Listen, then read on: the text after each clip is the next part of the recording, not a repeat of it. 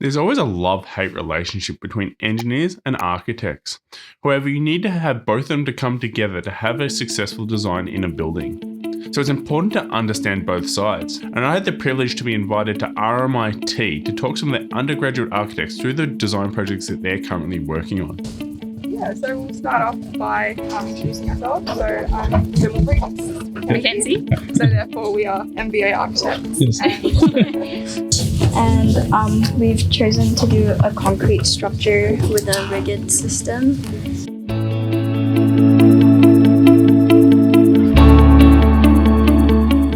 This gives me great insight into what they're thinking about when they're approaching a design, but also allows me to impart some of my knowledge so that they're able to make their designs better. So whether you're on the engineering side or the architecture side, there'll be something in it for you. My name is Brendan, your structural engineer. Now let's get into it. A lot of the issues that they were having in their designs was like, how big does a column need to be? Where should I place it? What type of spans do I need to have? What is the depth of the slabs and structures that are spanning between those columns? And if we're going into the ground, what is that detail need to be? How much allowance do I need to have in my design? So let's just head outside and have a quick look at what happens when we go into the ground and how it comes together. So here we can see a perfect example of what a retention system is and the makeup of build of it. So we can see we've got the pile here, which is doing the primary work for retaining the soil. Then we've got the capping beam on top that makes it span between the piles and giving us a little bit of tolerance. And then we've got the shotcrete wall. So there's a couple of purposes. Like the pile itself is roughly about 600 in diameter on average. If you've got a big high load, it might be 750. But then you can see there at certain centres, you can see they're about 1.5 to 2 metre centres, depending on the soil they're retaining. Then between them, you've got a shotcrete wall that helps retain the soil back between them. So this is what's doing the primary retention of the wall. But then why do you have a pile cap? Well, the pile cap does a couple of things. Helps span between the piles, but also allows you to support the structure over. You see, you've got a structure over that needs to come back onto these piles. It also gives you tolerance. If we look underneath, we can see there's a gap here. Now, not all the piles are going to be 100% accurate. They can be outwards of 50 mils plus or minus either way, because the rig is not that sensitive. So the pile cap is here and it's built up with a 50 mil gap plus a 650 pile. So the pile cap over on the 650 pile needs to be 750 wide. So that means that's the minimum width that you need to be off the boundary. The additional one is that the pile also needs to be about 150 clear. If you've got a boundary element really close, as piling rigs are really big, you need some gap to be able to drive up to the side of the wall. When you drill down, there may be another couple of things that you see, which you don't see on this one, but you may have soil anchors.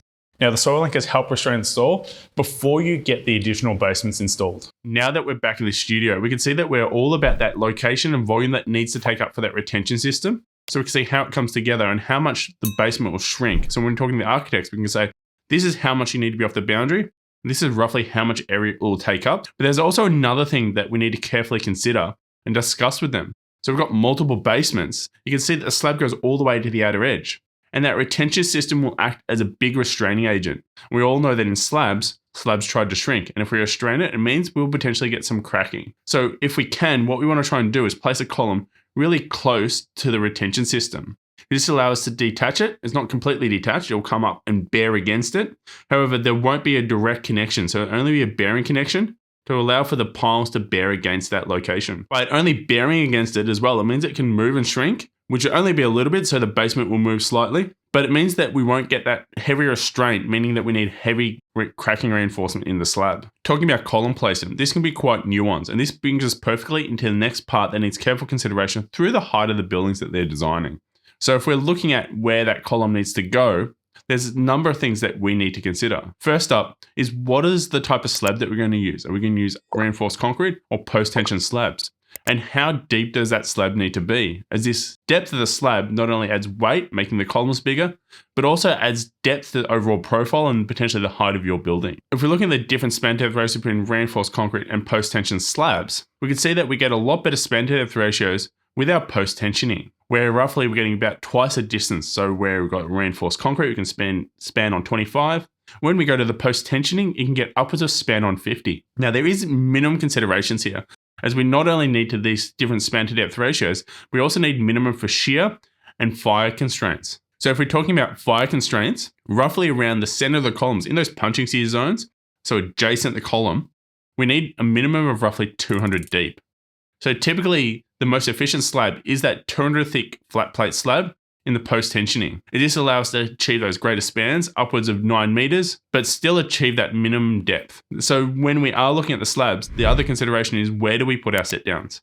Now, in the designs we were looking at, didn't have any showers or set downs in the locations that were critical. But if we do need them, we need to make sure we've got at least 200 deep around the slabs. So trying to move those set downs away from the column grids would lead to a more efficient design. So this is where I typically like to create what is I call a traffic light system, where you say red, green, and orange. So this is where we're trying to locate our set downs and penetrations in our slab. So the red location is around that column. So we're trying to avoid at all costs any set downs or penetrations through the slabs in these locations, as they're critical shears where all the stress is trying to consider. So all that load is trying to come towards that column to drag it down the building. Where we've got orange, which is between the columns, you can sort of think they're acting sort of like a design strip. If we do need a penetration, we can put them in those locations, but trying to minimize it. And then we've got the green location, which is between columns. So there's no real direct load path going through there. So we can have this bigger penetration or set downs in those locations within reason. This allows the architect to have careful consideration of where they're putting their set downs and penetrations, and trying to avoid those locations that are going to increase the structure and reduce efficiency of the design. In our discussions, we quickly discussed roughly what they should be doing and the column grids that they're having. So trying to keep within that 9 to 10 meters wherever possible. It allows us to have a 200 thick flat plate slab, which is really quite efficient. It's just the flat plate slab down, minimal reinforcement, and the post-tensioning doing the majority of the work. The one thing that needs careful consideration though is there is a minimum width that you need to have for post-tensioning. So in one direction, you may need to go for reinforced concrete, which may increase the depth or just make sure that you're reducing the span a little bit. The other consideration as well is when you've got multiple bays, that middle span is really super efficient. So it allows you to achieve those greater span to depth ratios. However, that end bay becomes super critical. As there's not a continuation on the other side, it means that it typically needs to be deeper or more reinforcement in there. So wherever possible is trying to reduce that end base span slightly, so 5 to 6 meters, and allow you to have that continuous greater spans beyond that. But through the height of the building, what should we do? It's always about maintaining that verticality. We don't want to have transfer structures wherever possible or moving columns. So we need to look at the height of the building, overlay all the plans, and see where we can get columns through the whole height of the structure. Now, that does not mean that you don't need the slabs to move in and out, as you can do that. And the more we move the slab out, the more efficiency that we have. So we can have a column grid running all the way straight up the height of the building while the slabs are going in and out. So it looks like it's got a curvy profile, but actually vertical structure is vertically aligned in the most efficient solution. So how far can we cantilever? We can go back to those span to depth ratios. There's also another consideration is what is that backspan? We can achieve greater cantilevers with bigger backspans. So roughly you want that the cantilever to be 1/3 of the backspan. So we look at the backspan, how far it back is, divided by 3. And that's how far we want to go. But we don't want to exceed roughly about 2 to 2.5 meters as well. But depending on the profile of the structure, that may not always be able to be achievable. As when we're going up and we have got a bigger cantilever, say 3.5 meters part way up, what do we do here? Well, we can have walking columns, and we've got to realize that walking column will add additional stress into the building, but it's still achievable. And you want to try and make sure you're walking that column at roughly 1 to 6 where possible, and it's over as many floors as possible. So we can have it at the bottom. We put it on a slight tilt, so we can make sure we're maintaining that 2.5 meter grid at the top. Then we can either go vertically up, depending on the profile of slabs, or walk that column back in. Now, over the floors that column is walking, there's a number of things you need to consider. That column will need to be a little bit bigger at a slower rate. But how big does that column need to be? And there's a really simple way that you can work it out, whether you're an architect or engineer, to see how big that column needs to be.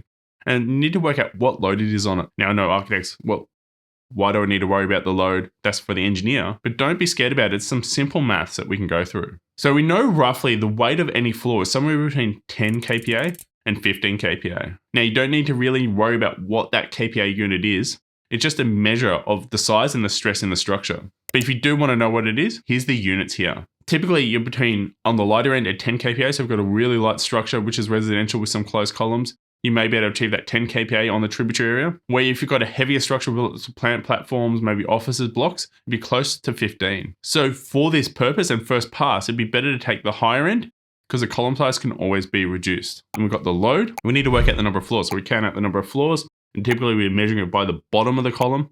So the number of floors above it will then give us the number of floors that we have. So we've got end floors. In this case, we've got 10.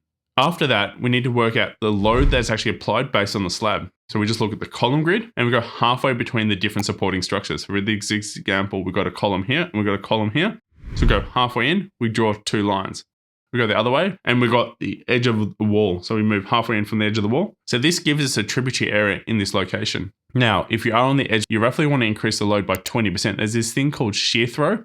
Don't need to worry about it, but it roughly increases the load that's applied to that column. So now we've got a tributary area, we've got the number of floors, and we've got the load. So this allows us to give an overall load in the bottom of that column. Now that we've got the load, how do we design it? Do we need to plug it into a design software? No. As we roughly know, the maximum pressure on a column is based on its F-C. Now, F-C is the strength of the concrete. As we're going up the height of the building, the F-C will change. So at the top of the building, you'll be 40 MPa for roughly the first 5 to 6 stories. And for the next couple of stories, you'll be 50 MPa. Now, if you're upwards of 10, 15 stories, you'll be upwards of 65. When you're going beyond that, you may go to 80. But for this situation, let's keep it at 65. So now we've got the number of stories, we've got the tributary area, we've got the load, we've got the strength of the concrete at the bottom, and we times it by a factor of 0.3, which is roughly maxing out the maximum load on the structure. Now, we've got at the bottom of that bracket, we've got 0.3 times F-C. Now, this is for your typical 3 meter floor to floors. If you've got bigger than that, you may need to be careful, but upwards of 4 meters, you're probably okay. If you're going too far, you have this thing called buckling and bowing of columns. So if you've got double height columns, you want to maybe reduce that to 0.15 or 0.1, and it may need the engineer's input at this point. We've got those typical floors, 0.3 times F-C will give us the rough area that column needs to be, whether it be a circle, square, or rectangle. The next thing you need to carefully consider is the width of the column if you're going to a rectangular shape, as it will be governed by two things. It's a really long blade column.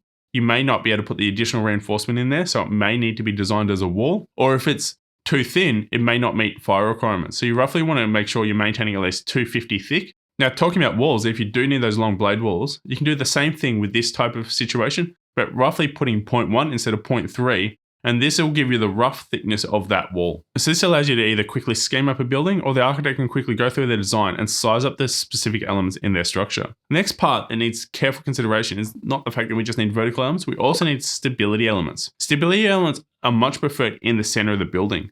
The reason behind this is walls are typically lightly stressed. So we have it out to one edge, it will potentially cause a sway in the building, putting additional stress in your design. Now, it's not the end of the world. We can design for it, but it's something that needs careful consideration to push it into the center of the building. With those stability elements, there's another thing that needs careful consideration. Are you doing in situ or precast? Typically, in your precast designs, you want to make sure you're maintaining at least 250 through the height of the building. You won't be able to reduce it, as there will be clashing with the dowels.